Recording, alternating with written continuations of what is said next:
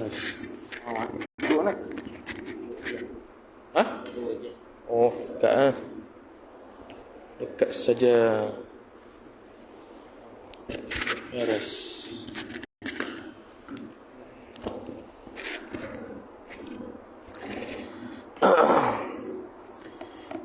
Sharing dulu. Ada rekod tu tak? Hah? Buat tadi. Tak ada. Rekod ah. Boleh. Ya. Buat. Buat rekod.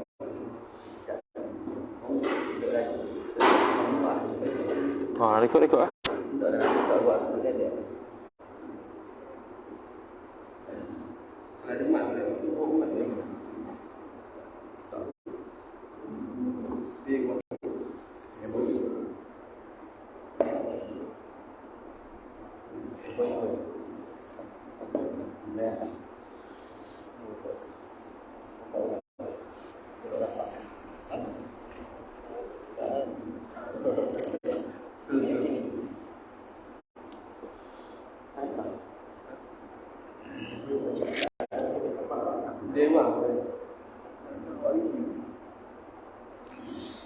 Oh, ini khatangnya seronok pula ni.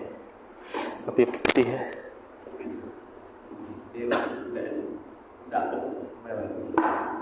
Hidayah al-Hidayah.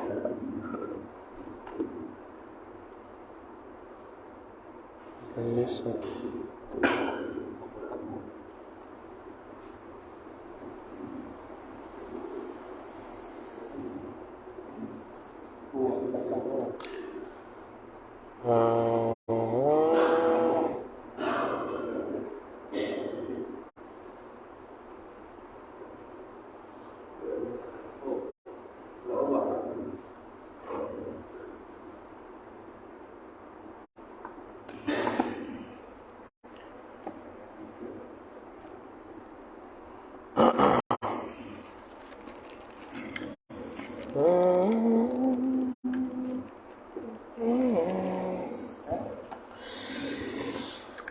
Assalamualaikum warahmatullahi wabarakatuh.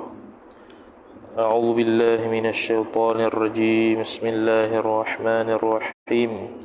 Alhamdulillahi rabbil alamin wassalatu wassalamu ala asyrafil anbiya'i wal mursalin sayyidina Muhammadin wa ala alihi wa sahbihi ajma'in. Subhanaka la ilma lana illa ma 'allamtana innaka antal alimul hakim.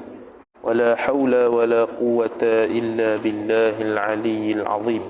Rabbi shrah li sadri wa yassir li amri wahlul 'uqdatam min lisani yafqahu qawli wasaddid lisani wahdi qalbi bihaqqi nabiyyika Muhammad sallallahu alaihi wasallam.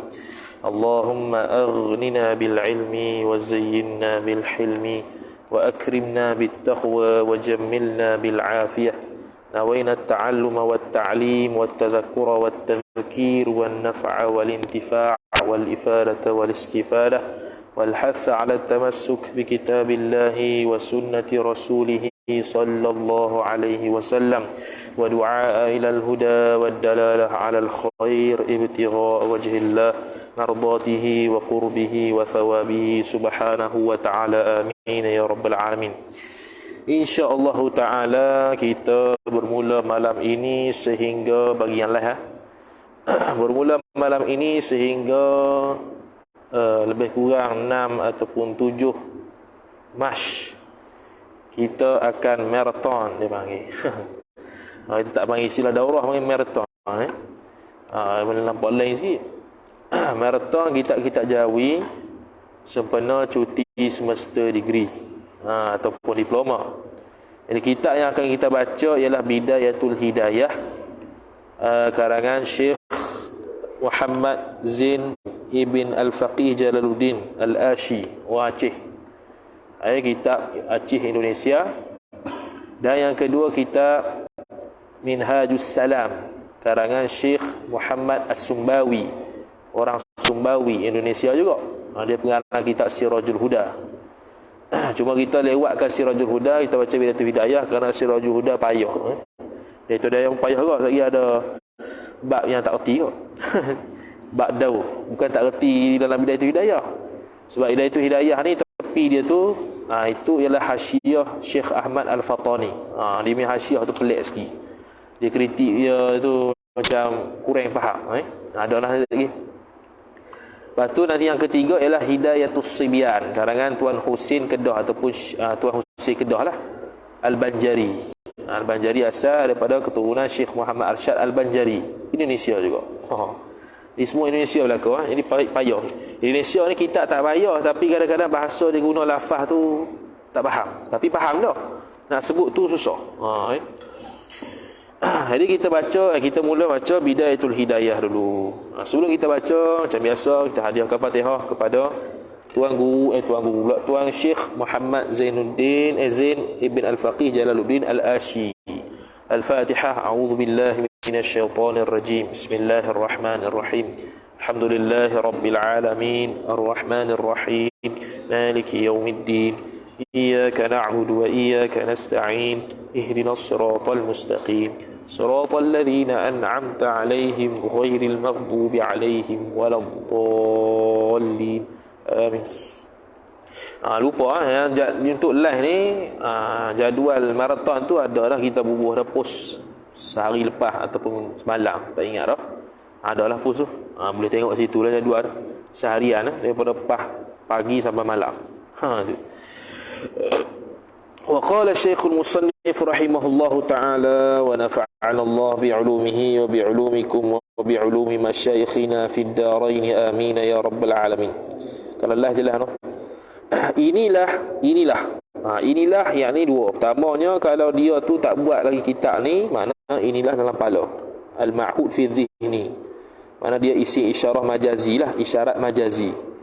Kalau inilah tu dengan makna dia dah buat dah, lepas tu dia pun tunjuk inilah, tu isi isyarat hakiki.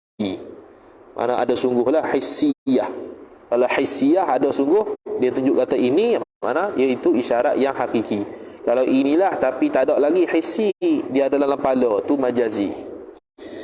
Inilah kitab yang bernama Bidayatul Hidayah. Bidayatul Hidayah, permulaan petunjuk. Itu kalau dari sudut terjemahan nama. Tapi bila jadi isim alam, tak payah dah lah terjemahan tu, dia jadi nama dah. Bidayatul Hidayah, syarah pada matni Ummul Barahim. Dan kitab ini syarah pada matan Ummul Barahim. Jadi syarah matan Ummul Barahim Bidayatul Hidayah ni antara syarah yang terawal Nusantara ataupun Melayu kita ni terhadap syarah Ummul Barahim. Bahkan beza dia antara Syekh Ahmad Al-Fatani dengan Syekh kita ni lebih kurang 100 lebih tahun. Jadi lama ni. Lama lagi daripada Syekh Ahmad Al-Fatani. Ini kita antara syarah kita terawal syarah Ummul Barahim. Bidayatul Hidayah, makna dia syarah ni cara-cara permulaan untuk mendapat petunjuk dalam memahami matan Ummul Barahim. Soalan gitu. Dengan bahasa Melayu, bukan bahasa Arab. Karangan Al-Allamah, tu dia panggil sirah sirah mubalaghah. Al-Allamah itu orang yang bersangatan alim. Al-Fadilu yang lebih. Al-Fadil orang yang lebih, memiliki kelebihan. Tuan Syekh ni guru. Syekh ni itlaq dua dalam bahasa. Pertamanya Syekh tu dengan makna umur yang 40 tahun. Yang kedua dengan makna orang yang ada ilmu walaupun kecil. Tu dalam Asyiah Bajuri ala Fathil Qarib. Siapa Tuan Syekh tu? Iaitu Muhammad Zain Ibnul Faqih Jalaluddin. Nokta situ. Tapi kalau nisbah Aceh tu Al-Ashi. Dalam bahasa Arab kalau Aceh tu Al-Ashi, dia tak tulis itu. Jadi kalau nisbah pada Aceh dia panggil Al-Ashi, iaitu Al-Mansubu ila Ashi. Ni Aceh Yang adalah ia tuan guru ni daripada bangsa Aceh. Ni daripada orang Aceh, Indonesia. Asbalallahu ta'ala alaihima. Asbala dengan makna kathurat. Allah Ta'ala mudah-mudahan. Ini dipanggil jumlah du'a'iyah al-ma'nan, khabariyah lafzan. Khabariyah lafzan, du'a'iyah ma'nan. Zahir nampak khabar tapi naknya doa. Mudah-mudahan Allah Ta'ala memperbanyakkan atas keduanya, atas Muhammad Zain dan Al-Faqih Jalaluddin, kerana dua-dua tu ulama. Memberikan apa dia? Membanyakkan apa dia? Akan suturar rahmati. Akan suturar rahmah ay ar-rahmatu as-satirah. Itu idhafat sifat pada mausuf, iaitu rahmat yang tersembunyi, yang tertutup. Allah Ta'ala memperbanyakkan rahmat Allah Ta'ala yang tertutup, yang tersembunyi lah. Waridwani ay suturar ridwan, iaitu keridhaan Allah yang tersembunyi, itu ataf pada ar-rahmah. Wa asdala ay arsala. Wa asdala ay arsala. Wa asdala bukan wa asbala, macam titik itu. Wa asdala, kalau kita lama ni lah, macam titik. Kita baru tak ada. Wa asdala alaina bi barakatiha sudulal maghfirati. Ni pun sama juga, wa asdala dengan makna arsala, makna menghantarkan ia ya Allah alaina atas kita bi barakatihima, dengan sebab keberkatan keduanya, Muhammad dengan juga Faqih Jalaluddin tu. Sudulal maghfirati akan sebagai maghfirah, keampunan Allah yang banyak. Keampunan Allah yang banyak. Wal ihsani atau pada al-maghfirah ay sudulal ihsan, dan juga kebaikan Allah Ta'ala. Al-ihsan ini makna itlaq pada fi'il perbuatan Tuhan. Al-ihsan makna berbuat baiknya Allah Ta'ala, itu nisbah kepada sifatul fi'li. Amin ay istajib du'aana, itu isim fi'il amar. Istajib du'aana. Habis. وقال شيخ مصنف رحمه الله تعالى بسم الله الرحمن الرحيم. بسم الله الرحمن الرحيم. Sekali lagi dia akan terjemah. Dah. وبه نستعين أي ونستعين به. Ni seolah-olah dia panggil min apa? At-taqdimu ma haqqahu at-ta'khiru yufidul hasra. Mendahulukan benda duduk belakang, dia memberi faedah hasar. Kalau kata wa nasta'inu bihi, boleh jadi wa nasta'inu bi ghairihi, boleh jadi aku meminta tolong dengan orang lain. Tapi kalau kata wa bihi nasta'in, hanya dengan Allah sahaja aku minta tolong, bukan hak lain. Itu yufidul hasra. At-taqdimu ma haqqahu at-ta'khiru yufidul hasra. Kemudian kata musannif, alhamdulillahilladzi dalla biwujudihi jami'ul kainati. Dengan nama Allah, ini baru terjemah bismillah. Dengan nama Allah yang maha murah, itu terjemah Ar-Rahman. Lagi mengasih akan hamba Allah. Itu seolah-olah Ar-Rahman Ar-Rahim itu dia ambil sifatul fi'li lah, sifat perbuatan Tuhan. Dengan nama Allah tu aku memulai kitab ini. Ni seolah-olah dia kata Bismillahirrahmanirrahim. Abtadi'u hadzal kitab. Okey, dia letak fi'il duduk belakang dah, muta'allaq dia. Okey dah, bagus dah. Tapi dia fi'il dia umum. Aku memulai kitab ini, abtadi'u. Yang bagusnya ialah fi'il yang khas, iaitu u'alifu, aku tulis kitab ini. Tu kalau khas.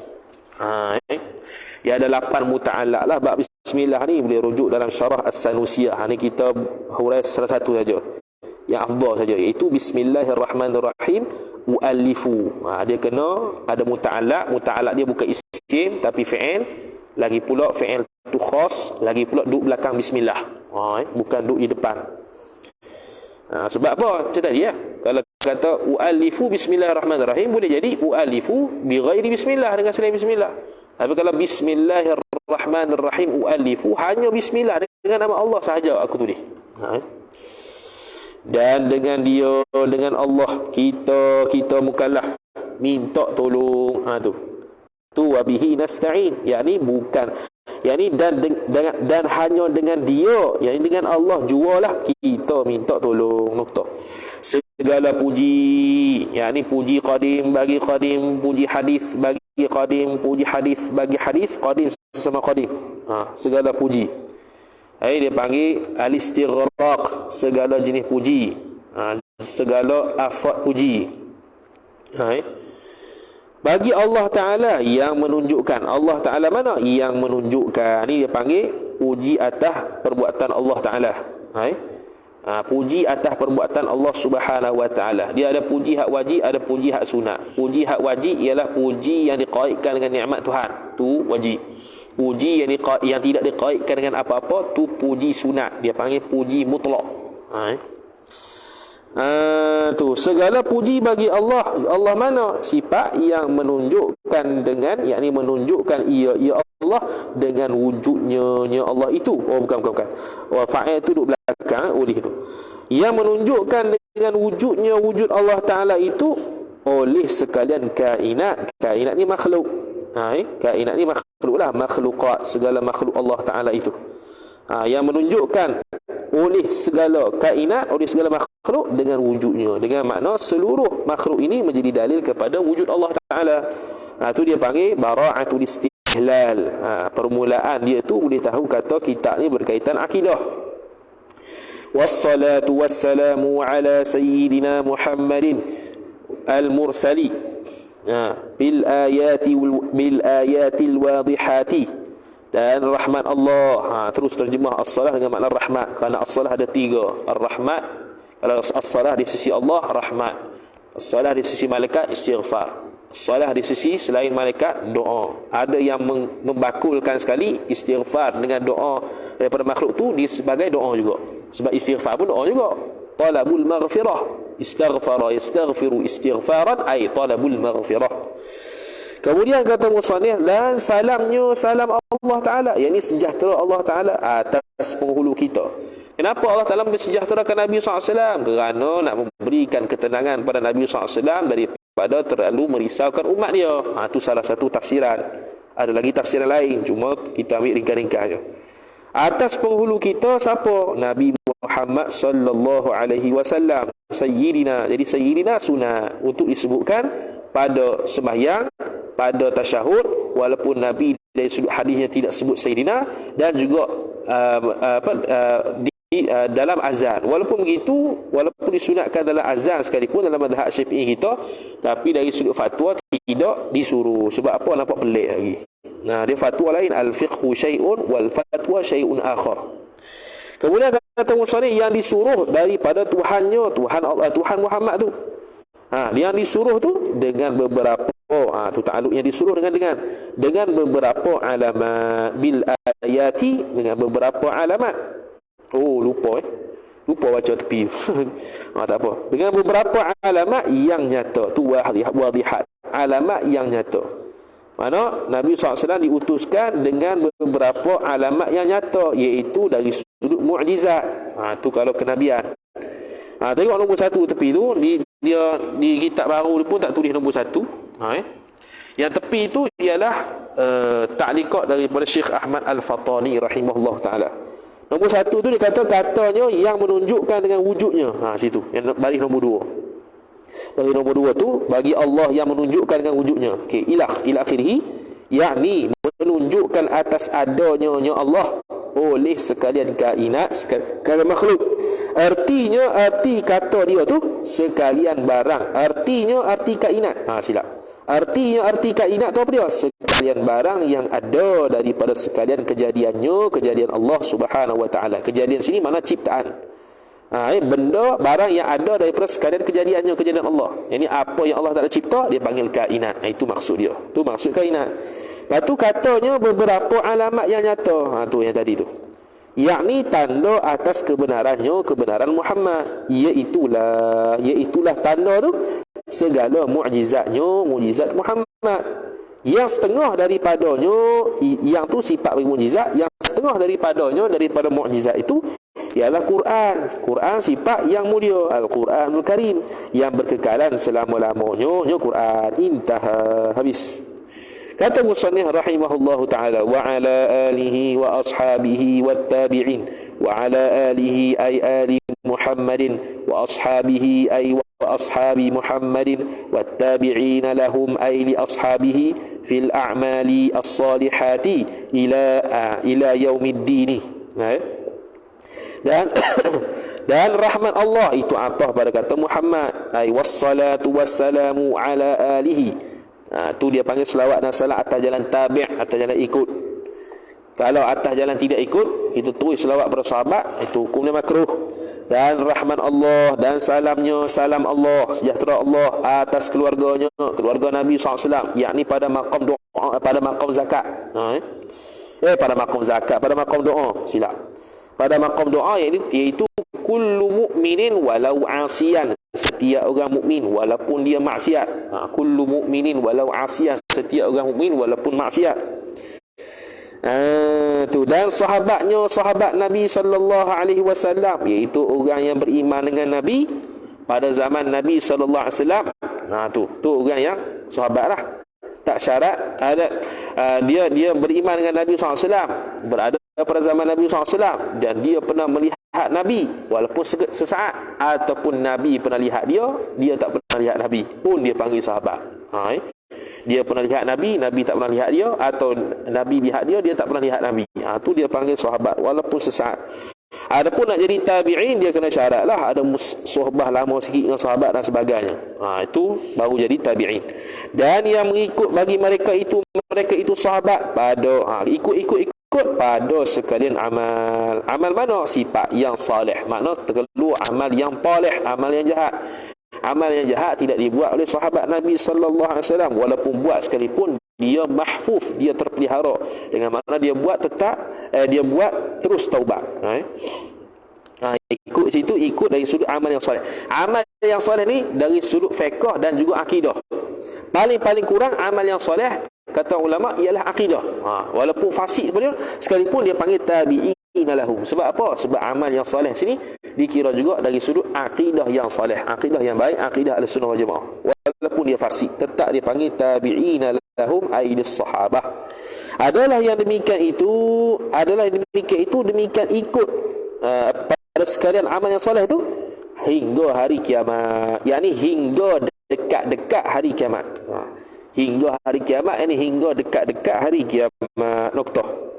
Wa ba'du. Ini waw tu bukan waw atah, tapi ganti pada amma. Ai amma ba'du. Wa ba'du mana amma ba'du. Fayaqulu, fajawab. Jawab bagi amma yang ditukar kepada waw. Fayaqulu al-'abdul faqiru al-haqirul fani. Muhammad Zain ibnul Faqih. Kalau ikut Zain lah, Zain ibnul Faqih Jalaluddin Asy-Syafi'i Al-Ashi, satarallahu 'uyubahu wa ghafara dhunuba al-'abdil faqih.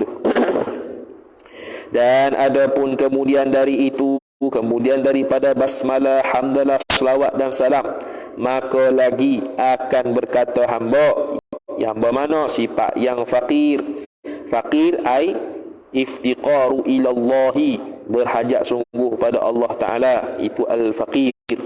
Kalau nisbah menuntut ilmu, tambah satu lagi, al-faqir ai iftiqaru ilal ilmi, itu faqir, berhajat sangat kepada ilmu. Yang hina ni al-haqir, yang hina yakni tilik daripada asal kejadian, iaitu yang hina. Nisbah kepada makhluk, dia nisbah tawaduk. Lagi fana ni hakikat dia akan mati, ataupun hakikat dia akan hancur musnah dengan kiamat dan sebagainya. Siapa dia tu? Iaitu hamba yang fakir, Muhammad Zain, anak tuan faqih Jalaluddin Syafi'i. Yani Syafi'i madhabnya, madhab Muhammad Zain tu. Sebab apa dia kata Syafi'i madhabnya? Kerana Asy-Syafi'i iaitu ya nisbah. Bila ya nisbah, maka dia terjemah pun Syafi'i madhabnya, ay al-mansubu ila madhhab Syafi'i, yang dinisbahkan kepada madhab Syafi'i. Bukan dia tu namanya Syafi'i, bukan. Aceh negeri Muhammad tu, Al-Ashi, Aceh.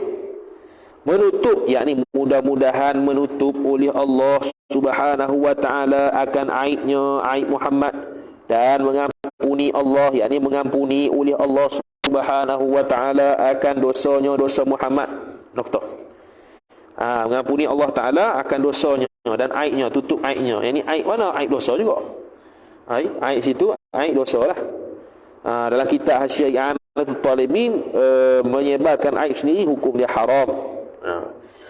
Qad ra'aitu fi hadha az-zamani. Ini sababul apa dia panggil al-ba'thu, ataupun dia panggil Dia panggil ba'ith. Ba'ith, al-ba'ithu, sebab yang bangkitkan dia buat ni. Qad ra'aitu fi hadha az-zamani ahlal jawi min al-qusuri fi at-talabi bil arabiyyati fa aradtu an utarjima. Tarjama yutarjimu, utarjima kalam al-imam al-fadili al-wari'i. Al-wari'i isim fa'il. Al-wari'i Abi Abdillah. Oh, lupa nombor 3 tadi. Tepi tu katanya lagi fana. Artinya arti fana yang lagi akan binasa atau yang sya'an binasa. Sya'an ni keadaannya passion binasa. Tu sya'an. Lagi akan binasa tu tirik pada mustaqbal ataupun dia ni passion binasa. Bukannya selalu binasa tak. Dia ni passion, mana boleh dia binasa, boleh tidak. Tu habis tepi tu. Kemudian kata lagi wari'u Abi Abdillah Muhammadin ibni Yusufa As-Sanusi Al-Hasani. Tu radhiyallahu anhu al-musamma bi ummil bukan bi ummil Ibrahim, bukan bi ummi Ibrahim. Kata Baba Ismail sepanjang saya baca ummu Ibrahim buat malu kok ge panggil. Bi ummil barahin bi lisanil jawi ma'a idahi ma'anihi bima ittala'tu alaihi minasy syurrahi wal hawashi wa dhamamtu ilaihi ba'd al-fawaid allati yahtaju ilaiha. Sungguhnya nyosaan. Sungguhnya nyosaan telah aku melihat pada zaman ini, zaman dia akan melihat akan orang Jawi, orang Nusantara daripada kesangkutan. Apa kesingkatan? Daripada kesingkatan. Kesingkatan arti kesingkatan yakni kesingkatan daripada akal. Mana akal dia tidak cerdik mana. Akal dia kurang sikit. Dia tidak pandai. Kurang tu pada belajar dengan bahasa Arab pada zaman dia. Zaman sekarang mudah sikit. Zaman dia tu kurang sikit orang yang mampu berbahasa Arab dan belajar bahasa Arab. Maka aku kehendak aku. Aku kehendak aku pula. Ikut dia. Maka aku kehendak oleh aku terjemahkan akan karangan imam yang lebih al-fadil. Lagi warak. Warak ni iaitu siapa? Dia tulis tak tahu. Warak ni ialah orang yang mengambil warak tu ialah al-kaffu 'anil halalil mubah. Al-warak tu ialah al-kaffu 'anil halalil mubah, menahan diri daripada mengambil benda halal yang mubah, yang banyak. Tu warak. Mana hak lebih yang lain-lain tu haram halal tu lagi haram makruh lagi tak satu lah. Abi Abdillah warak tu iaitu siapa dia orang tu? Siapa dia? Abu Abdillah, kunyahnya nama orang ni, imam ni. Kunyahnya Abu Abdillah. Jadi Abu Abdillah ni tak semestinya anak pertama baru boleh buat Abu Abdillah. Boleh jadi dia tidak ada kunyah pun boleh, dia tidak ada anak pun boleh buat kunyah juga. Kerana ada musassal yang ada kunyah di depan dia. Tanya kunyah. Muhammad namanya, nama imam tu. Anak Yusuf Sanusi, nama negerinya Muhammad tu. Hasani bangsanya, ni keturunan Nabi, keturunan Hasan yang redha Allah daripada Muhammad tadi, Muhammad bin Yusuf As-Sanusi, yang dinamai karangan Muhammad bin Yusuf As-Sanusi, iaitu karangannya Ummul Barahin, ibu bagi segala burhan-burhan. Burhan dengan dalil atas pandangan mu'tamad sama, atas pandangan yang kedua berbeza. Burhan itu untuk dalil tafsili, dalil itu untuk dalil ijmali. Okey. Dengan bahasa Jawi, ini aku terjemah dengan bahasa Jawi. Takluk situ. Aku terjemah tu dengan bahasa Jawi. Dengan bahasa Jawi, bilisanil Jawi. Jawi bahasa Melayu lah, tapi bahasa Melayu Aceh lah. Kerana ada perkataan yang disebut bahasa Aceh lagi. Serta aku nyatakan maknanya, makna Ummul Barahin. Makna sekali dia akan disebut matan, disebut makna dan syarah. Dengan barang yang aku lihat, makna tu dengan barang yang aku lihat akan barang pada setengah daripada beberapa syarah. Makna dia terang makna tu bukan sekadar terjemah, bahkan dirujuk ke syarah-syarah tertentu untuk dia buat juga syarah ni. Antara syarah yang paling banyak dia rujuk syarah Hudhudi. Dan setengah daripada beberapa hasyiah. Hasyiah mana? Hasyiah Syarqawi kebanyakan. Dan aku himpunkan kepadanya, kepada terjemah ini, setengah daripada beberapa faedah yang berkehendak kepadanya, kepada beberapa faedah tadi, yakni oleh orang lain. Habis. Liyantafi'a bihi ay bi hadhihi al-tarjamah ay bi hadha al-kitab ataupun bi hadha asy-syarhi al-mubtadi'una wa sammaituhu bidayatal hidayati. Okey. Sebab apa dia buat ni? Dia terjemah kerana memberi manfaat dengan dia, dengan ini syarah. Segala orang memberi manfaat. Liyantafi'a intifa' memberi manfaat. Wa itu ta'allum wa ta'lim wa tadhakkur wa tadhkir wa naf'a wal intifa'.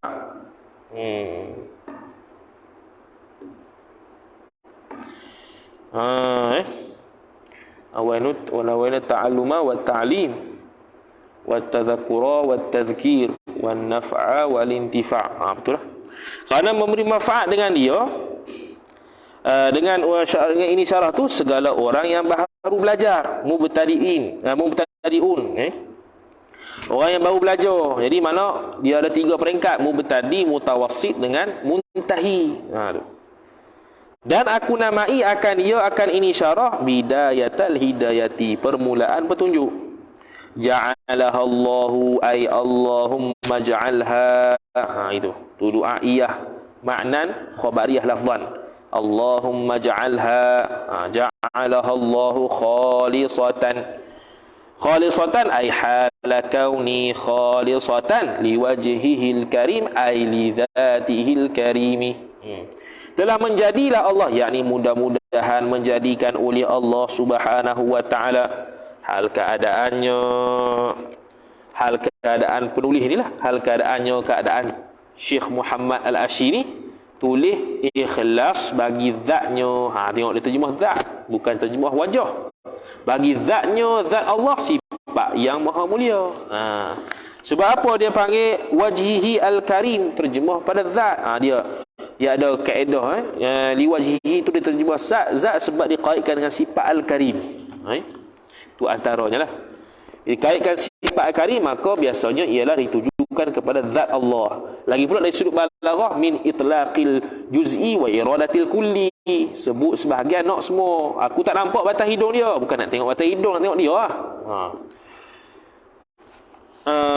Ja'alah Allah khalisatan, ja'ala liwajhil karim, bijahi, yani bab ditawassul dengan bijahi sayyidina Muhammadin alaihi afdalus salat. Ini bermakna dia berpandangan atas pandangan mengatakan boleh bertawassul dengan Nabi SAW dan boleh bertawassul dengan orang mati. Bertawassul dengan orang mati dalam kitab Al-Mawsu'ah Al-Fiqhiyah Al-Kuwaitiyah, khilaf ulama. Jumhur ulama kata boleh, minoriti ulama kata tak boleh.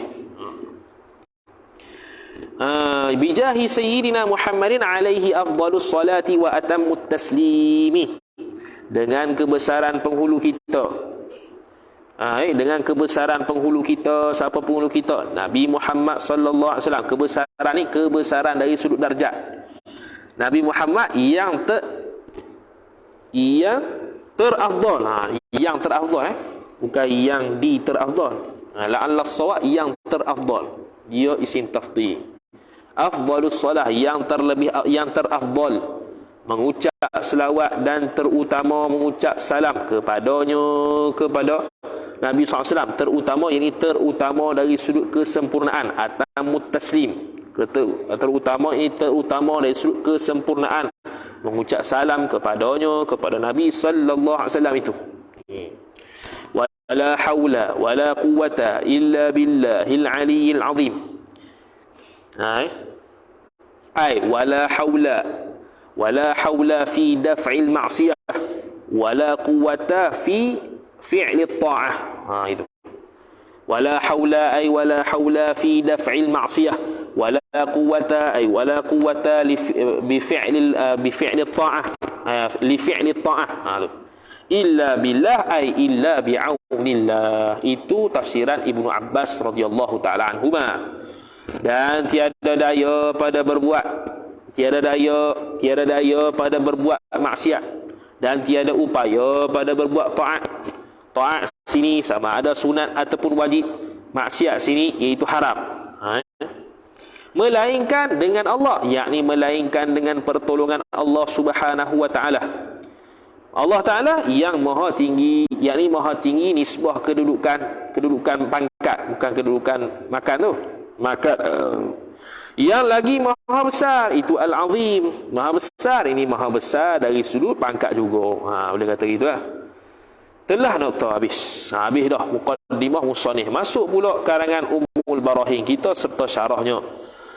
Berkata telah berkata empunyai karangan ini sahibul matni, diterjemah daripada sahibul matni ai sahibul matin, sahibul matni itulah sahibul matni ataupun dia panggil al-matin, orang yang mengarang matan. Berkata ya bismillahirrahmanirrahim, arti bismillahirrahmanirrahim, memulai kitab ini dengan bismillahirrahmanirrahim. Ini dia syarah tu lah. Dia tak terjemah dah. Dia terjemah dulu tu lah. Bismillahirrahmanirrahim, dengan nama Allah yang Maha Pemurah lagi Maha Pengasihani. Artinya, yakni makna bismillahirrahmanirrahim ni ialah memulai kitab ini, yakni oleh empunya karangan. Memulai oleh empunyai karangan akan kitab ini dengan basmalah. Kerana apa? Ilah bagi memula, kerana mengikut ia empunyai karangan bagi Quran. Yakni iqtidaan bil Quran, bagi Quran, yakni bagi tertib Quran. Dari sudut tertib mulanya dengan bismillah. Yang mulia Al-Quranul Karim, dan mengerjakan ia empunyai karangan bagi sabda Nabi sallallahu alaihi wasallam. Ni dipanggil mengerjakan ia empunyai karangan bagi sabda, yakni bagi mafhum sabda Nabi sallallahu alaihi wasallam. Bukannya amalan bil hadis, tapi amalan bi mafhumil hadis. Kerana hadis sekali dia akan bawa kullu amrin dzibalin tu, itu tidak menunjukkan suruhan untuk mula bismillah, tapi faham kata Nabi suruh bismillah. Tu. Nabi SAW kata kullu amrin dzibalin la yubda'u fihi bi bismillahirrahmanirrahim fahuwa aqta'u. Riwayat lain fahuwa abtar, riwayat lain fahuwa ajzam. 3 tu. Artinya, arti sabda Nabi sallallahu alaihi wasallam, tiap-tiap pekerjaan, bermula tiap-tiap pekerjaan yang mempunyai cita-cita, kullu amrin dzibalin, yang mempunyai cita-cita. Cita-cita sini yakni yang mempunyai kepentingan dalam agama. Cita-cita sini yakni yang mempunyai kepentingan dalam agama. Nisbah syarak ada kepentingan dia. Maka kalau begitu tiada dimulai di dalam pekerjaan tu, tiap-tiap pekerjaan tu dengan bismillahirrahmanirrahim, maka iaitu tiada dimulai di dalamnya tu dengan bismillah, kurang berkatnya. Berkatnya tiap-tiap pekerjaan. Noktoh. Fahuwa aqta' tu diterjemah terus makna kurang berkat. Kalau tidak terputus ekor lah biasanya. Habis. Tengok nombor 1 atas tu, dia tak tulis nombor 1 pun, tapi nombor 1 lah. Syekh Ahmad kata musannif, kata pengarang, dia beza musannif dengan muallif. Musannif untuk sahibul matni, muallif untuk syarih. Tu kata Hasyiah Tarmasi dalam Hasyiah Tarmasi, Syekh Mahfuz Tarmasi dalam Hasyiah Tarmasi. Bila sebut musannif kena kepada matan, bila sebut muallif kena pada syarih. Kata muallif kita pekerjaan yang mempunyai cita-cita, yakni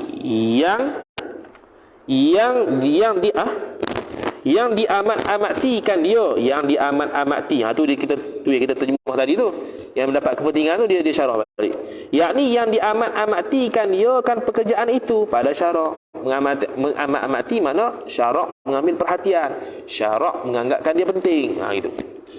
Seperti mana? Seperti barang yang wajib. Tu contoh bagi benda yang dianggap penting, yang diamati, yang ditentu, yang dianggap penting dalam syarak. Seperti yang wajib, yakni perbuatan yang wajib. Dan yang sunat, yang tiada dijadikan baginya, bagi barang yang wajib dan yang sunat itu permulaan yang lain daripada basmalah. Noktah. Jadi maknanya kalau ada permulaan lain daripada basmalah tak sunat lah. Contohnya baca khutbah terus ingat alhamdulillah. Contohnya ialah sembahyang terus ingat Allahu Akbar. Tu tak sunat bismillah. Kecuali dia nak baca surah An-Nas. Tu sunat bismillah. Tu Begitu juga dengan azan, terus Allahu Akbar, Allahu Akbar, dia tidak sunatkan bismillah. Jadi ada benda-benda hak wajib yang sunat yang tak ada permulaan yang khusus yang lain pada bismillah, maka dia kena ucap bismillah. Kalau ada khusus selain pada bismillah, tak payah ucap bismillah. Maka yang wajib itu, contoh ni tafriq bagi barang yang wajib. Maka yang wajib, yakni perkara barang yang wajib itu seperti Fatihah di dalam sembahyang. Ni wajiblah dimula dengan bismillah, yakni mengikut mazhab Syafi'i. Adapun mazhab Hambali, semua wajib belaka. Wajib belaka. Cuma mazhab Maliki tidak mengiktirafkan bismillah sebahagian daripada ayat Quran. Adapun dari sudut bacaan sir dengan jahar, bacaan mazhab Syafi'i dengan Maliki kuat jahar bismillahnya. Hambali dengan Maliki slow. Maliki tak ada lah, Hambali slow. Maliki tak baca bismillah kerana dia tidak mengiktirafkan satu ayat Quran bismillah tu. Bismillah tu bukan satu daripada ayat Quran. Kalau mazhab Syafi'i dia satu daripada ayat Quran. Maka bila satu daripada ayat Quran, bismillah pada setiap surah pun dikira satu ayat. Sehingga disebutkan dalam kitab fiqh, kalau seseorang itu lepas baca waladhdallin, dia baca bismillahirrahmanirrahim dengan niat baca Quran, sah, dikira sebagai bacaan Quran. Jadi maknanya dalam mazhab Syafi'i, ayat yang paling banyak dalam Quran ialah 4 bukan 3, kerana termasuk bismillahirrahmanirrahim. Atau ganti Fatihah, yakni kalau dia tu tak reti Fatihah, dia belajar pun tak boleh lagi, sempit waktu, dia ganti dengan ayat Quran yang lain yang 7 ayat, ataupun tak ada juga dengan zikir yang lain yang seumpama dengan Fatihah, yang seumpama huruf dia dengan Fatihah. Kalau tak boleh juga, wukuf, diam saja. Kerana Fatihah ni tidak boleh diterjemah kerana dia ayat Quran. Ayat Quran ni mukjizat. Lain dengan Allahu Akbar takbir tu, itu boleh diterjemah kalau tak tahu.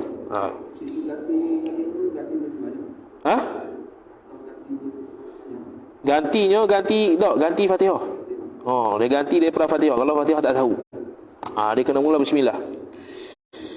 Kemudian kata Musannif rahimahullah, kata Wahsy rahimahullahu taala, tadi hilang atau gantinya dan sunat. Itu ataf pada yang wajib. Maka yang sunat pula itu seperti membaca surah yang lain daripada Fatihah. Itu selepas daripada Fatihah waladhdallin amin tu, baca surah tu sunat bismillah. Yang lain daripada Fatihah. Adapun baca ta'awudz itu tiap-tiap rakaat sunat. Rakaat pertama sunat muakkad, baki rakaat sunat biasa. Itu dalam mazhab Syafi'i. Jumhur ulama selain pada mazhab Syafi'i, rakaat pertama saja sunat, hak lain tidak sunat untuk Fatihah. Tu ta'awudz lah. Baca surah yang lain daripada Fatihah. Dan yang harus, ni harus pula, yang tiada ia yang harus tu daripada yang hina-hina pekerjaan. Mana contohnya? Bermula yang hina-hina pekerjaan tu seperti membuang sampah. Jadi buang sampah tu, yang harus buang sampah ni tak boleh baca bismillah lah. Sebab apa? Sebab dia benda hina, pekerjaan yang hina, walaupun harus tapi hina. Jadi harus ni yang boleh bismillah ialah harus yang mana tidak hina pekerjaan dia, tidak lekeh lah. Dan memakai kasut, tu dikira sebagai perbuatan yang hina. Sapu sampah ke, apa-apa kaitan dengan sampah ke, itu semua dia panggil pekerjaan yang hina. Tidak disunatkan dan tidak disunatkan dan tidak dituntut untuk kita baca bismillah. Lagi yang tiada haram tu kerana zatnya zat haram, zat nyang tu. Zatnya tu periang. Seperti meminum arak. Jadi kalau minum arak dengan baca bismillah, kalau baca bismillah hukum dia haram. Dan kalau tujuan dia bermain-main, hukum dia kafir.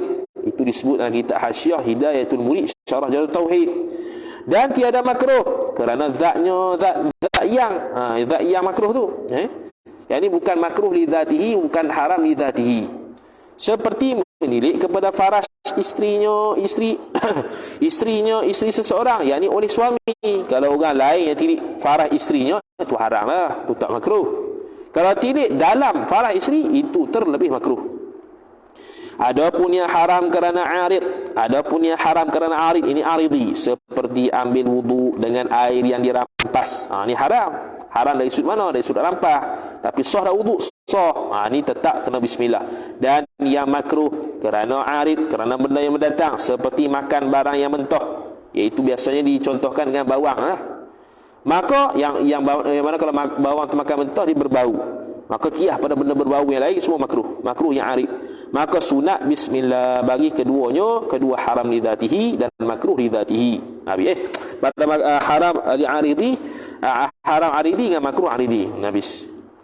Noktah. Kemudian kata musannif rahimahullahu subhanahu wa ta'ala, tiada dimulai maka itu kurang berkat. Dan memulai pula yang empunya karangan, iaitu Imam Muhammad bin Yusuf As-Sanusi rahimahullah, dengan mula yang kedua. Ini dia panggil permulaan ibtidak idhafi.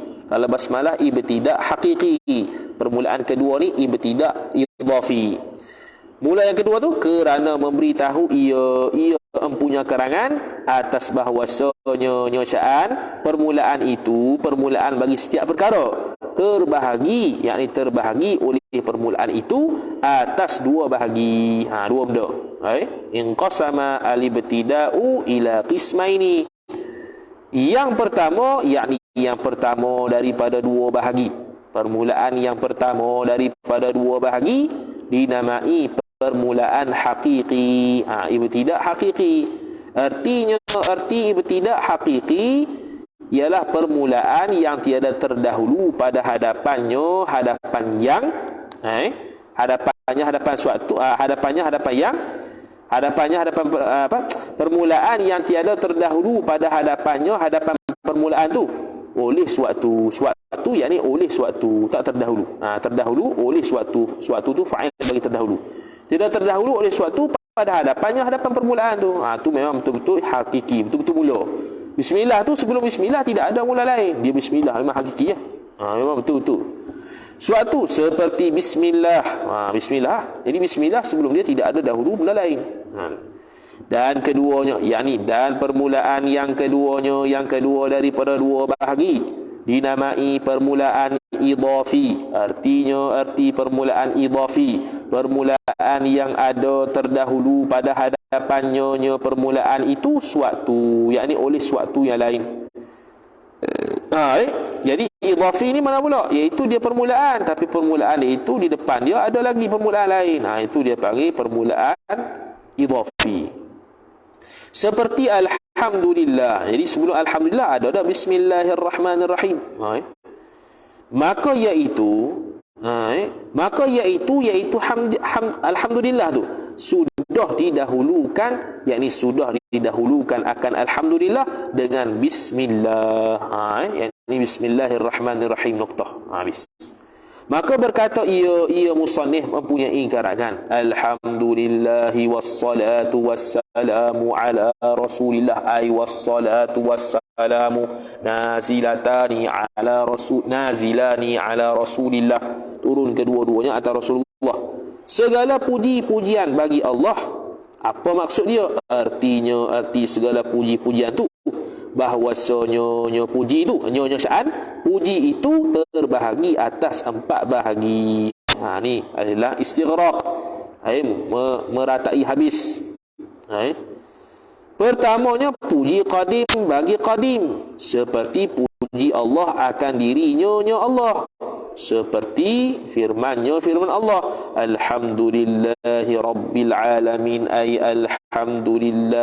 alhamdu mustahiqun lillahi rabbil alamin. Alhamdu mubtada, lillah ta'ala suatu mahzuf khabar, taqdiruhu mustahiqun, lillahi jar majrur, rabbi itu badal ataupun sifat, rabbil rabbi itu badal, al alamina mudhaf ilaih. Keduanya ialah puji qadim bagi yang hadis. Puji qadim yakni Allah bagi yang hadis, itu makhluk. Seperti yakni bermula puji qadim bagi yang hadis itu adalah ia seperti puji Allah akan setengah aulia Allah. Seperti yakni bermula puji Allah akan setengah aulianya itu seperti firman Allah, ni'mal abdu innahu awwab.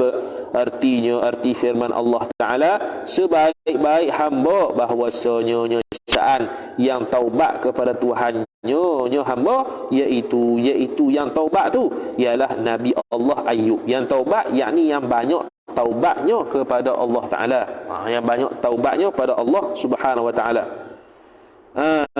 Iaitu Nabi Allah Ayub alaihi salam.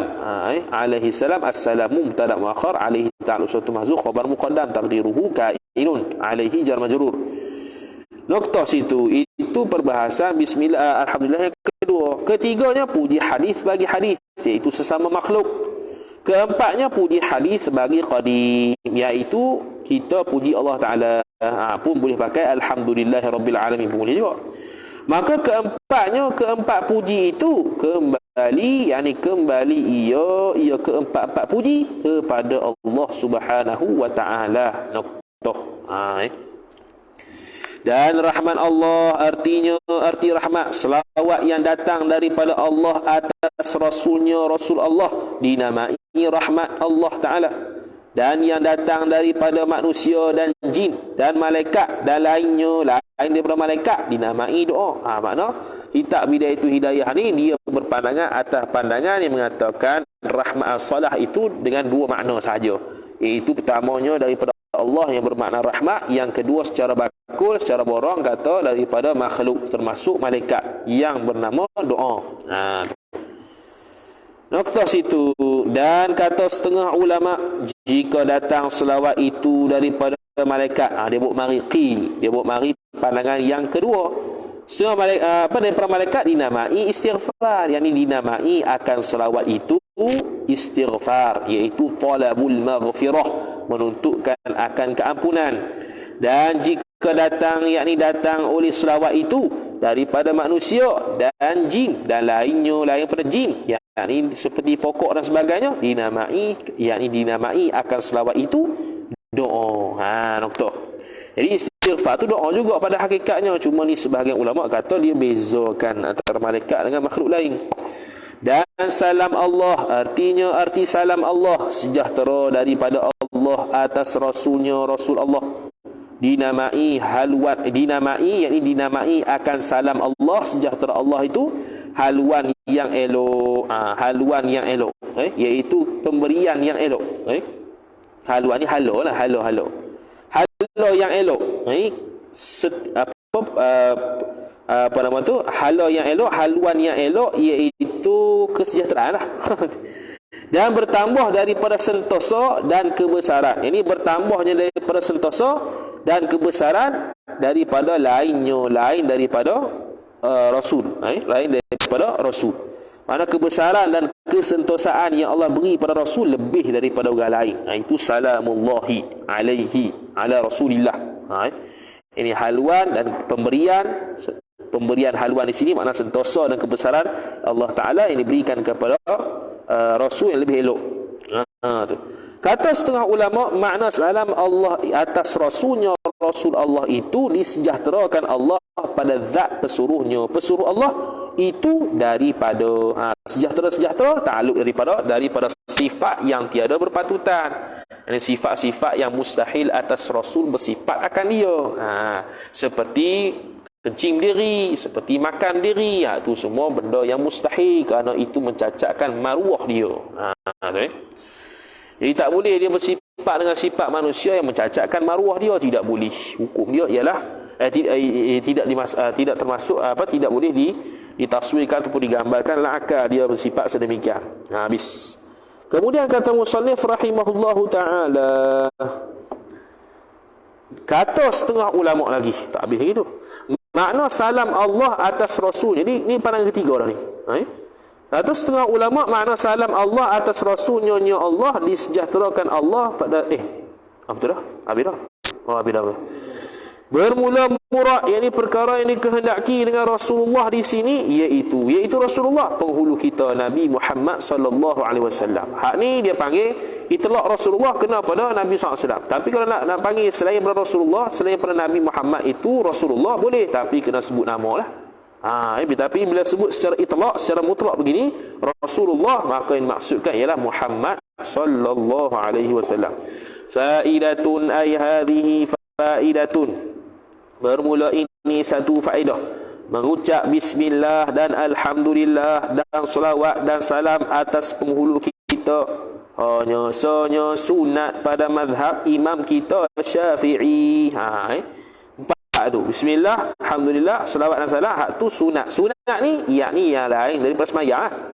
Kalau bismillah dalam sembahyang wajib, alhamdulillah kalau nisbah pada ayat Quran tu wajib, selawat dan salam kalau dalam tasyahud tu wajib. Tapi ni selain pada sembahyang tu sunat. Melainkan melainkan tak sunat. Ia dengan makna wajib pada tasyahud akhir. Dengan makna selawat dan salam pada tasyahud akhir wajib. Dan begitu juga alhamdulillah nisbah ayat Quran, Fatihah wajib. Bismillah nisbah ayat Quran, Fatihah wajib. Maka iaitu tasyahud akhir, iaitu selawat dan salam pada tasyahud akhir wajib, yakni wajib dari sudut fardu ain, wajib dari sudut rukun. Tak buat dia bagi salam batal sembahyang dia. Bersalahan, yakni hal keadaan aku bersalahan pada mazhab Imam Malik, ataupun hal keadaan mazhab Imam Syafi'i itu bersalahan pada mazhab Imam Malik. Maka mengucap yang demikian itu, mengucap bismillah, alhamdulillah, selawat dan salam, yakni di luar sembahyang, wajib pada seumur hidup sekali. Wajib seumur hidup sekali. Zahirnya begitulah kalau demikian itu. Tapi yang biasa ghalib kita dengarnya, yang seumur hidup sekali ini ialah selawat dan salam. Selawat dan salam seumur hidup sekali. Itu wajib. Allahumma salli ala sayyidina Muhammad wa ala ali sayyidina Muhammad. Kalau dalam sembahyang tu wajib lah. Dua sembahyang, ngucap lagi. Ngucap, selawat dan sebagainya. Adapun setengah daripada manusia yang mazhab manusia Syafi'i, kata manusia tu, ni nak iktiraf ni. Bahawa mengucap yang demikian itu, demikian bismillah, alhamdulillah, selawat dan salam wajib pada seumur hidup sekali, dia kata. Ada orang kata dia mazhab Syafi'i, lepas tu kata wajib pula buat yang 4 tu. Dia kata wajib. Siapa tu? Dia kata wajib. Padahal dia mazhab Syafi'i tak wajib. Tiba-tiba dia kata wajib. Maka adalah manusia yang mengaku mazhab Syafi'i itu tiada diketahuinya manusia pada mazhab dirinya manusia dan mazhab orang lain. Dia jahil. Dia ganas sikit je Syekh ni. Syekh ni ganas sikit ya. Dia kritik orang memang ganas. Mana dia tak tahu mazhab dan mazhab orang lain tak tahu. Mana dia tak tahu mazhab secara mutlak. Lepas tu dia kata dia ni wajib untuk bismillah, alhamdulillah, selawat dan salam tu seumur hidup sekali. Padahal dia mazhab Syafi'i kata dia. Kalau mazhab Maliki tak apa lah. I'lam, ketahui olehmu. Habis dah. Bismillah. Kemudian i'lam anna al-hukm al-aqliya yanhasiru fi 3 aqsamin. Ketahui olehmu, yakni hey talib ni wahai orang yang belajar, bahawa hukum akal. Kenapa dia kata mengetahui di sini dengan makna mengetahui secara segera, kerana ia berkaitan dengan tauhid. Mengetahui secara segera, dia sebut i'lam, ketahui ni kerana mesti diketahui, mesti dipelajari dengan segera. Itu sirah i'lam. Kalau dia sirah dengan sirah yang lain, iqra' dan sebagainya, ada tangguh masa. Jadi i'lam ni dia tidak ada penangguhan masa, mesti segera tahu. Talib, bahawa hukum akli itu, hukum yang dibangsakan akal itu tersimpan, yakni terbatas pada 3 bahagian. Tak ada yang lain. Bukan 2, bukan 1, bukan 4, bahkan 3 sahaja. Bermula makna pengetahuan itu. Dia huraikan pula pengetahuan. Bermula makna pengetahuan itu. Tadi tak baca talik tepi tu. Tak baca dulu. Katanya talik tepi tu, kata muallif, iaitu Nabi Ayub.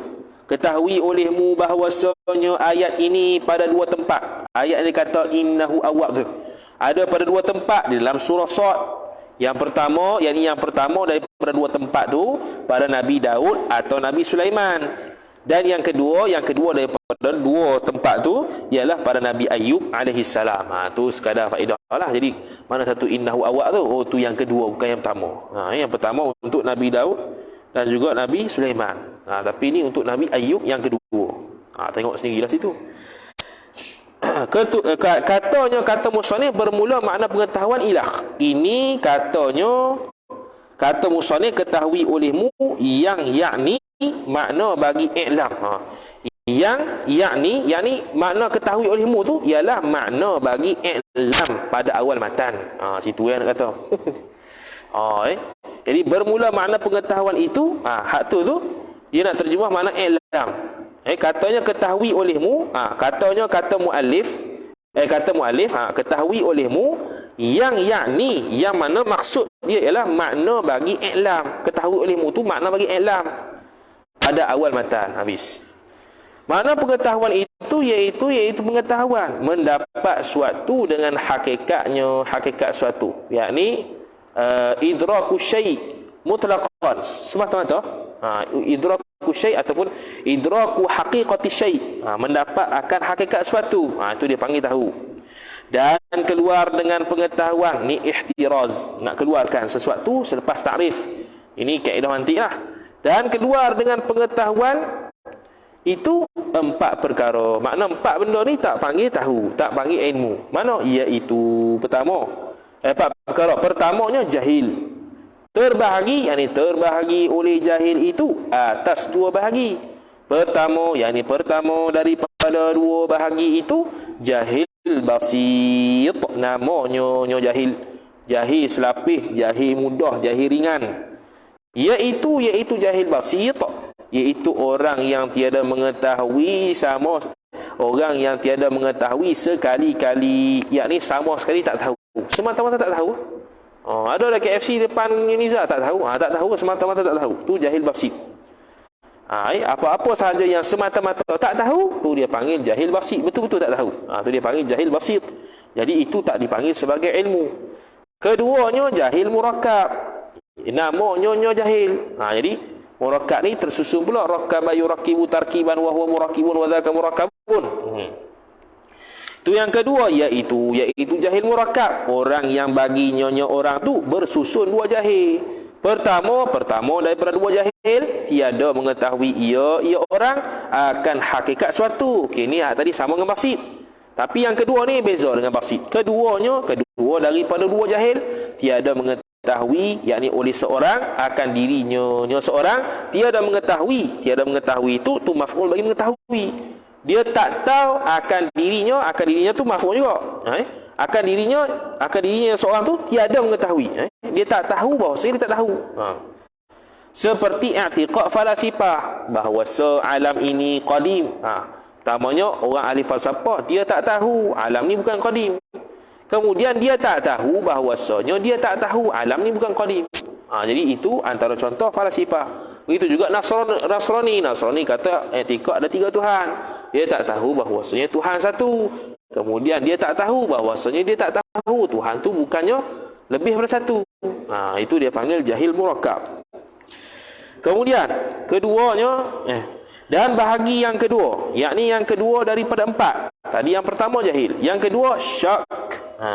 Iaitu syak, orang yang bersamaan pada hatinya orang mengetahui, bersamaan tu mengetahui dan tiada mengetahui. Tu nisbah dia tulis tahu tak tahulah. Sebab apa? Sebab dia nak nisbah pada ilmu. Jadi ilmu lawannya 4. Mana? Pertamanya jahil, kedua syak. Syak ni apa dia? Tengah-tengah antara tahu dan tak tahu. Persamaan, samalah. Kalau dia tidak banding dengan pengetahuan, makna secara umum, dua benda bersamaan, sama ada ya ataupun tidak bersamaan. Kalau dia tidak, bandingkan dengan pengetahuan. Ni dibandingkan pengetahuan, sebab tu dia kata tahu tak tahu ni. Kemudian dan bahagi yang ketiganya zon, iaitu zon, orang yang berat hatinya orang pada mengetahui dan ringan hatinya orang pada tiada mengetahui. Sini ada i'tirad lah. Sini ada kritikan oleh Syekh Wan Ismail Al-Fatani rahimahullah ta'ala dalam kitab Bakurah dia. Jadi berat tak berat ni boleh gini, berat hatinya pada mengetahui atau tidak mengetahui, dan ringan pada hatinya yang sebaliknya. Contohnya dia lebih berat ke arah tahu, makna dia zan lebih berat ke arah mengetahui, dia ringan balik tidak mengetahui. Boleh juga dia zan ke arah tidak mengetahui, kerana dia berat ke arah tak tahu banyak lagi. Jadi dia panggil zan ke arah tidak mengetahui, ringan ke arah mengetahui. Jadi bukannya semestinya kalau orang tu ringan ke arah berat ke arah mengetahui dia panggil zan. Kalau berat ke arah tidak mengetahui tak dipanggil zan, tidak. Bahkan tidak mengetahui berat ke arah tak tahu pun dia panggil zan juga, zan ke arah tak tahu. Ataupun zan ke arah tahu. Boleh juga. Dia berat sangka ni, berat sebelah ni 51 ke 99% ni dia tidak ditentukan dengan apa-apa benda. Sama ada tahu ke tak tahu ke, ya ke tidak ke, lapar ke kenyang ke, dia ikut berat mana. Berat kot tidak, tidaklah. Berat kot ya, iyalah. Berat kot tahu, tahulah. Berat kot tidak tahu pun tidak tahu. Dan bagi yang keempat waham, iaitu waham orang yang ringan hatinya orang pada mengetahui dan berat hatinya orang pada tiada mengetahui. Ini pun sama. Dia sama ya. Waham ni lawan pada zon. Sama je. Berat ringan hati itu pada mengetahui, yakni ataupun pada tidak mengetahui. Dan berat hatinya seorang pada tiada mengetahui, yakni ataupun pada mengetahui. Jadi kalau dia waham dengan makna ringan hati dia kok tidak mengetahui, makna beratnya kok mengetahui. Kalau ringan hatinya kepada mengetahui, makna berat ke arah tidak mengetahui. Jadi waham dengan zon ni berlawanan lah. Yakin dengan jahil berlawanan. Zon dengan waham pun saling berlawanan. Cuma syok tak ada lawannya. Habis nokta situ, maka orang yang empat bahagi ini, iaitu orang yang jahil, orang yang syok, orang yang waham, orang yang zon. Bagi mereka itu orang yang empat bahagi ni. Iman nokta. Mana mereka ni? Tiada iman. Tiada bagi mereka itu iman. Itulah. Terkejut kata beriman. Tiada bagi mereka itu beriman, iman. Mana tidak sabit iman. Iman mereka tidak sah. Iman sini tiada bagi mereka itu iman, mana iman mereka tu tiada sah dan tiada. Bukan mana ada tapi cacat dah. Itu kalau Mu'tazilah, dia ada iman tapi cacat sebab fasik. Ini bukan tahap fasik, ini tahap kufur. Maka mereka itu empat bahagi itu. Jahil, syok, waham, zon tu kufar. Tu jamak. Kafirun, kafirani, kufarun. Kufar, orang-orang kafir. Nokta.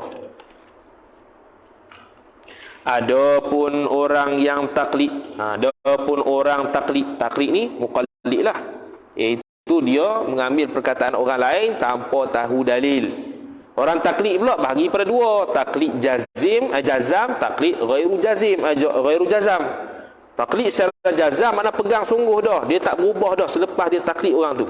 Walaupun orang tu berubah perkataan sekalipun, dia tak berubah dah. Itu taklid jazam. Hak tu yang ada khilaf.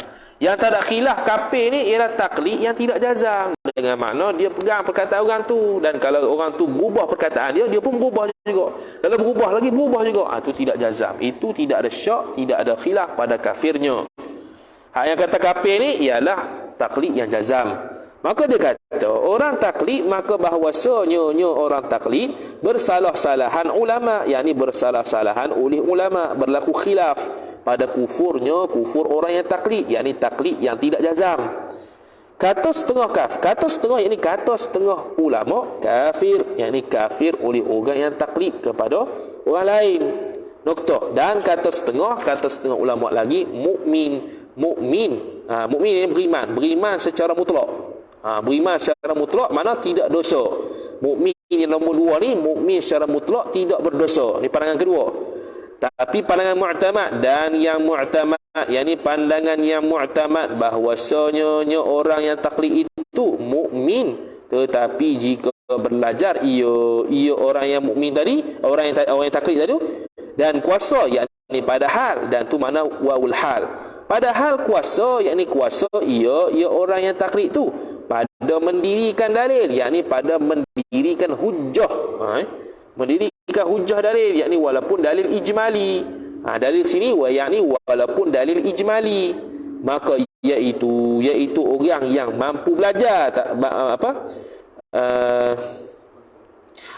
orang yang mampu belajar dan juga kuasa dan mampu untuk mendirikan dalil, tapi dia tidak buat sedemikian, maka iaitu orang tersebut asiyun, orang yang berdosa. Jadi kalau dia tu tidak, dia taklid pada orang, padahal dia mampu belajar, dia mampu untuk mendirikan hujah, dia mampu untuk memikirkan hujah, tapi dia tak fikir, dia tak belajar, maka hukum dia bermaksiat, dosa. Dan jika belajar dan lemah, yakni padahal, dan jika belajar ini belajar oleh seseorang yang taklid tadi, dan yakni padahal lemah daripada mendirikan, yakni menegakkan hujah dalil, yakni walaupun secara ijmali, maka iaitu orang yang mampu untuk belajar tapi lemah pada mendirikan dalil itu asi, la'alla sawab, tidak asi. La'alla as-sawab tidak asi. Kenapa? Muka surat akan datang dia sebut tidak asi. Kalau kita kata tidak asi, kalau kita kata asi pun boleh juga. Atas pandangan mengatakan mutlaqan semuanya dosa. Ada pandangan dalam kitab Nurul Zalam, Syarah Aqidatul Awam, kita dah baca dulu. Syekh Nawawi Al-Bantani rahimahullah ta'ala sebut, orang yang mampu belajar ke, tak mampu belajar ke, dia dosa mutlaqan. Tapi sini bukannya dosa mutlaqan. Di sini ialah orang yang mampu belajar, dia tak dosa. Orang yang tak mampu dan tak mampu mendirikan hujah, dia tidak dosa. Akan datang muka surat, dia akan kata tidak asi. Sini gugurlah. Noktah syahdan. Syahdan ni makna dia ada kaitan sebelum syahdan dengan selepas syahdan. Sesuatu yang ada kaitan, perbahasan yang ada kaitan antara sebelum syahdan dengan selepas syahdan. Tu syahdan. Lebih kurang macam tambihun. Syahdan. Bermula hukum pada belajar ilmu usuluddin dan mengajarkan dia mengajar ilmu usuluddin wajib pada syarak. Wajib pada syarak. Belajar satu, ngajar pun wajib juga. Yakni bermula hukum pada belajar ilmu usuluddin itu wajib, yakni wajib fardu ain. Adapun mengajar kena tilik, fihi nazar. Kalau mengajar isteri anak-anak wajib. Itu wajib. Kalau tak mampu mengajar, wajib hantar mereka belajar. Wajib di kelas-kelas yang belajar ilmu tauhid. Tapi kalau mengajar masyarakat, mengajar tempat-tempat tertentu, tu fardu kifayah. Dengan makna seorang dah mengajar sudahlah. Jadi ada fihi bahthun, ada perbahasan detail apa yang wajib ada syarak tu. Artinya, arti wajib pada syarak tiada dimudahkan pada meninggalkan belajar hukum dan juga mengajar tu. Bukan mudah-mudah, kena buat. Kemudian maka dibahagikan wajib. Alang-alang dia dah sebut wajib pada syarak, dia pun bahas pula wajib pada syarak tu apa dia? Dia terbahagi pada dua. Maka dia kata, maka dibahagikan wajib pada syarak itu dua bahagi. Yang pertama daripada dua bahagi, wajib aini, yakni wajib fardu ain pada belajar dan mengajar. Belajar dan mengajar. Yakni belajar nisbah setiap mukallaf, wajib mengajar fardu ain nisbah suami atau isteri dan anak. Bermula makna wajib aini itu, iaitu wajib aini barang yang mengeluarkan mukallaf daripada taqlid kepada tahqiq. Yakni tahqiq i'tiqad, daripada berpegang i'tiqad dengan perkataan orang lain kepada sabitnya i'tiqad itu sungguh dalam hati. Itu tahqiq. Bukan lagi tahqiq, bukan lagi taklid, tapi tahqiq, yakni tahqiq mendirikan dapat beriktikad dengan i'tiqad yang betul serta hujah yang betul. Dan sekurang-kurang tahqiq itu mengetahui akan tiap-tiap akidah, yakni akidah daripada ketuhanan dan juga kenabian dengan dalil, yakni dalil walaupun ijmali. Itu saja yang wajib. Adapun tafsili min babil aula. Dan itu ghayah bagi dalil. Dan jikalau pada perhimpunan, yakni jikalau dalil tersebut pada perhimpunan sekalipun perhimpunan mana ijmalan. Itu dia terjemah perhimpunan. Secara boroklah himpun ni. Mana alam ini tu dalil ijmali. Toh. Yang kedua daripada dua, wajib kifayah, iaitu wajib kifayah, barang yang kuasa pada mentahqiqkan masalah. Ni mentahqiqkan masalah apa? Masalah yang berlaku pada syubhat. Syubhat timbul, dia dapat menyelesaikan masalah itu. Lagi pula dan mendirikan dalilnya dalil bagi masalah. Dia bukan setakat dapat mentahqiqkan apa masalah syubhat yang berlaku, bahkan dapat menegakkan hujah sampai memutuskan. Tu kata dan kuasa pada menolakkan syubhat. Tiga ni. Mentahqiqkan masalah, mendirikan dalil dan kuasa, yakni dalil sini dalil tafsili. Mendirikan dalilnya dalil masalah, yakni dalil tafsili. Dan kuasa pada menolakkan syubhat. Jadi, kalau dia dapat mentahqiqkan masalah, dapat mendirikan dalil, tapi tidak kuasa menolakkan syubhat, tetap dalil ijmali. Dalam kitab Ad-Durrul Thamin sebut, dalam kitab Aqidatun Najin sebut. Kalau mana kita urai ikut mantik dah, premis pertama, premis kedua, natijah apa semua, tapi tak dapat mampu untuk menolakkan syubhat, masih lagi ijmali. Dia tidak lagi tafsili. Bila kata ijmali, maka tidak tidak terlepas fardu kifayah masyarakat lagi. Mesti kena ada seorang yang alim pada dua marhalah tu, seorang yang alim dapat menangkas syubhat tersebut. Jika didatangkan orang tu pada menolakkan syubhat tu bila? Jika didatangkan, yang ini didatangkan akan syubhat itu oleh orang lain dah. Noktah bermula makna hukum itu. Hukum tu apa? Dia kata hukum syarak dah. Hukum tu apa? Bermula makna hukum itu, iaitu makna hukum. Iaitu makna hukum. Iaitu makna hukum mensabitkan suatu pekerjaan atau menafikan suatu pekerjaan. Pekerjaan sini mana perkara. Jadi sabit satu perkara tu hukum. Menafikan suatu perkara tu berhukum. Hukum sini dalam mantik tasdik lah, dia menghukumkan sesuatu. Dan yang menghukumkan pekerjaan tu dengan isbat atau nafi. Itu okey habis. Dan tu istinah suku dah. Tu maksud hukum. Dan yang menghukumkan suatu pekerjaan dengan isbat, dengan mensabitkan ataupun nafi itu ada kalanya yang menghukum tu syarak. Kalau syarak mana syari'. Syari' ada dua. Syari' hakiki iaitu Allah, syari' majazi iaitu Nabi sallallahu alaihi wasallam. Dan ada kalanya yang menghukumkan tu akal. Jadi kalau menghukumkan akal, makna orang yang berakal, aqil yang menghukum, bukannya akal tu sendiri. Dan ada kalanya yang menghukumkan itu adat. Adat mana? Sahibul adah, bukannya adat tu sendiri menghukum, tapi sahibul adah, orang yang punya adat itu sendiri yang hukum. Itu dalam Syarqawi ala Hudhudi. Noktah. Dan dari kerana mana? Dari kerana yang menghukumkan itu ada kalanya syarak, ada kalanya akal, ada kalanya adat. Terbahagi segala hukum kepada tiga bahagi. Mana? Pertamanya hukum syar'i, keduanya hukum adi. Hukum syar'i, hukum yang dibangsakan pada syarak. Keduanya hukum adi, hukum yang dibangsakan pada adat. Ketiganya hukum akli, hukum yang dibangsakan pada akal. Maka makna hukum syar'i itu wallahu a'lam. Wa sallallahu wasallam ala sayyidina Muhammad wa ala alihi wa sahbihi wa baraka wa sallam. InsyaAllah ta'ala sambung pula pada esok malam.